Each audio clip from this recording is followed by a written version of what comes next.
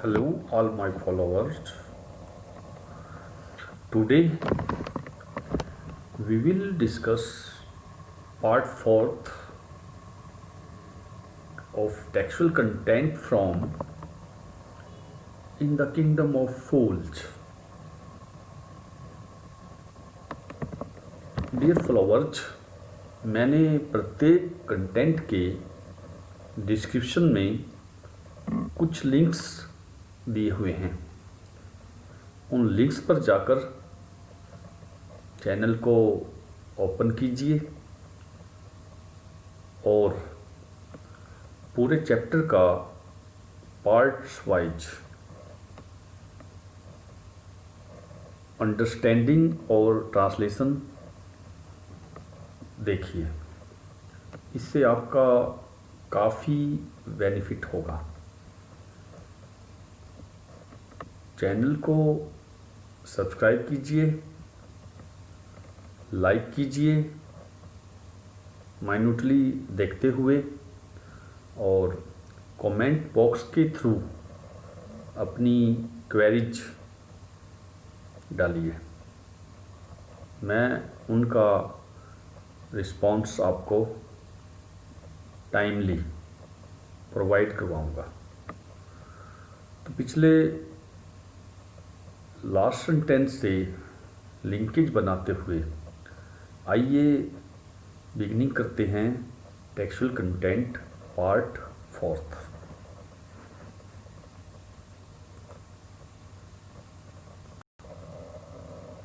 That was when this bricklayer saw me. वह तब की बात थी जब यह मिस्त्री इसको देखा करता था। मीन्स यह तब की बात थी जब इस मिस्त्री ने मुझे आते जाते हुए देखा था। It's not my fault my lord, it's the damned Goldsmiths fault. यह मेरा दोष नहीं है महाराज, यह इस दुष्ट सुनार का दोष है। Poor thing she is absolutely right, thought the king, weighing the evidence. Weighing means to consider something carefully before making a decision. एक निर्णय करते हुए, मतलब निर्णय करने से पहले बड़ी ही सावधानी से किसी चीज़ को जांचना समझना। मतलब सबूतों के या सबूत के बिना पे राजा सोचने लगा, बेचारी यह बिल्कुल ठीक कह रही है। We have got the real culprit at last. आखिर हमने वास्तविक अपराधी का पता लगा लिया है। Get the goldsmith wherever he is hiding at once. जाओ उस सुनार को जहाँ कहीं भी वह छुपा हुआ है तुरंत पकड़ कर ले आओ। तो डियर फॉलोअर्स, यहाँ मैं जो डिफ़िकल्ट वर्ड है उसको सर्कल में डाल रहा हूँ और आपको राइट करके बतलाऊँगा। वेइंग, तो आप देख सकते हो वेइंग का मीनिंग क्या है। To consider.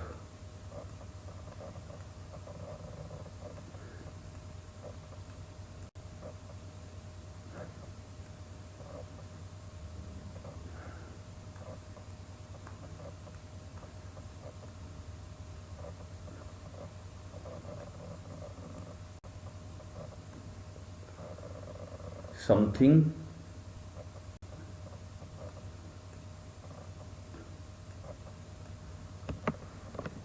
Carefully,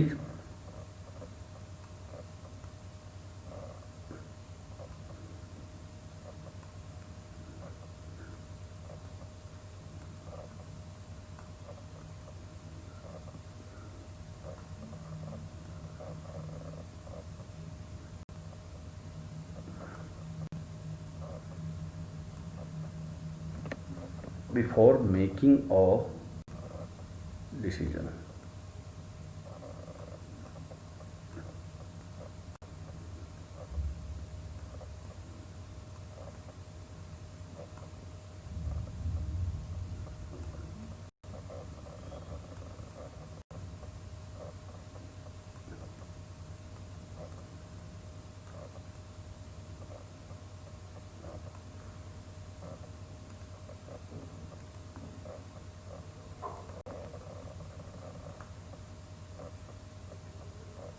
Or decision.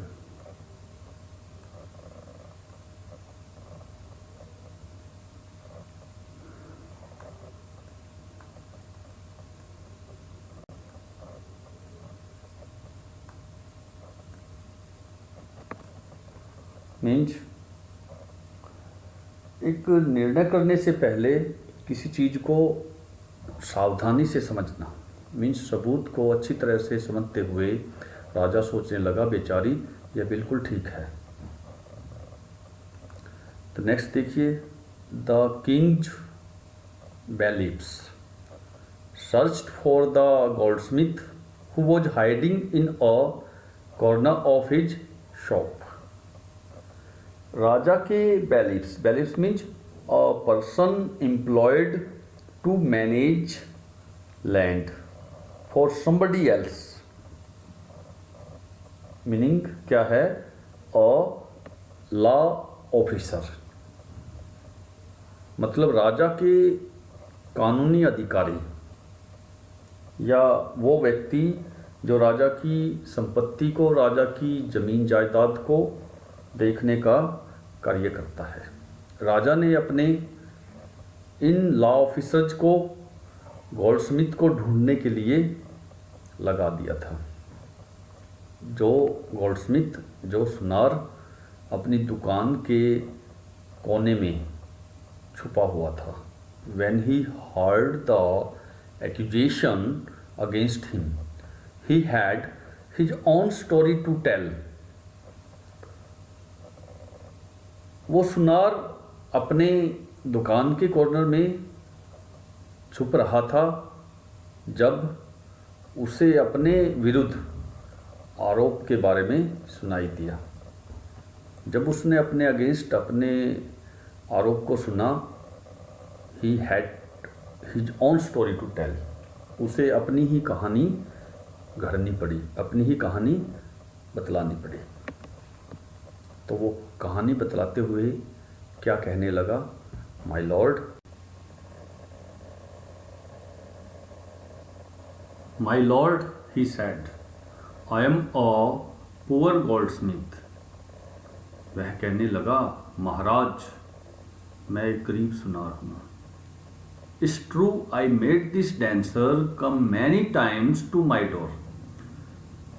यह बात सच है, यह सत्य है। मैंने अपने दर पे, अपने दरवाजे पर इस नर्तकी के बहुत चक्कर लगवाए। I gave her excuses because I couldn't finish making her jewelry before I finished the rich merchant's orders. मैंने इसे एक्सक्यूज दिए क्योंकि मैं इसकी ज्वेलरी पूरी नहीं कर सकता था, नहीं बना सकता था, इससे पहले कि मैं धनी व्यापारी के ऑर्डर्स पूरे कर पाता, उसके आभूषण फिनिश कर पाता। उससे पहले मैं इसकी ज्वेलरी नहीं बना सकता था। कुड नॉट मॉडल्स में से यहाँ नेगेटिव सेंस में कैन का पास्ट कुड यूज हुआ है। आगे देखिए, they had a wedding coming and they wouldn't wait. You know how impatient rich man are. उनके घर शादी नज़दीक आ रही थी। दे का मीनिंग कौन है? रिच मर्चेंट की फैमिली, रिच मर्चेंट का परिवार, वो प्रतीक्षा करने वाले नहीं थे। यहाँ मॉडल्स में से वुड मॉडल का प्रयोग हुआ है नेगेटिव सेंटेंस में, would not. You know how impatient rich man are. महाराज, आप जानते हो धनी व्यक्ति कितने अधीर होते हैं, धैर्यहीन होते हैं। इम्पेशेंट का मीनिंग क्या है? अधीर, जो धैर्यवान नहीं होते, धैर्यहीन होते हैं। तो यहाँ देखिए डियर फॉलोअर्स, लास्ट में साइन ऑफ एक्सक्लेमेशन लगा है। हाउ जहाँ आता है लास्ट में एक्सक्लेमेटरी मार्क का प्रयोग किया जाता है। यहाँ आप पंक्चुएशन में से आइडेंटिफाई कर सकते हो, यह पंक्चुएशन मार्क है, एक्सक्लेमेटरी मार्क है, जो इन्वर्टेड कॉमा क्लोज होने से पहले लगाया गया है, एक डंडा और नीचे बिंदु। इसके अलावा एक्सक्यूजेज का मीनिंग मैं आपको वर्बली बतला रहा हूँ। एक्सक्यूजेज का मीनिंग क्या होता है? और reason that you give to defend your behaviour, एक कारण जो आप अपने व्यवहार को डिफेंड करने के लिए, अपने व्यवहार को सुरक्षित करने के लिए देते हो, वह एक्सक्यूज कहलाता है। आगे देखिए, who is this rich merchant who kept you from finishing this poor women jewellery, made her walk up and down. इस गरीब औरत के आभूषण को पूरा करने से जिसने रोके रखा, जिसने इस गरीब महिला के धक्के खिलाए, चक्कर लगवाए, वह धनी व्यापारी कौन है? Which distracted this bricklayer which made a mess of his wall, which had now fallen on an innocent man and killed him. Can you name him? यहाँ देखिए, जिसने इस ब्रिकलेयर, इस मिस्त्री के ध्यान को भंग किया, डिसऑर्डर खड़ा किया उसकी दीवार को बनाते हुए, mess means disorder of his wall, उसका ध्यान भंग हुआ। डिस्ट्रैक्टेड मीन्स कंसंट्रेशन वो मिस्त्री बना नहीं पाया। जब दीवार बना रहा था, बार बार पायल की छमछम की आवाज़ आती थी और वो डिस्ट्रैक्ट हो जाया करता था। वो नर्तकी जब गली से आती जाती थी, वो अपनी कंसंट्रेशन, अपना ध्यान उस दीवार पर टिका नहीं पाता था, जिससे क्या हुआ, वो दीवार एक निर्दोष व्यक्ति पे गिर गई और उसे मार डाला। Can you name him? क्या तुम उसका नाम बतला सकते हो? यहाँ डियर स्टूडेंट, जैसे कि मैंने पिछले सेंटेंस में बतलाया था, वुडंट, कुडंट। कुडंट इस कैन का पास्ट है, यहाँ कैन मॉडल का प्रयोग हुआ है। ओके।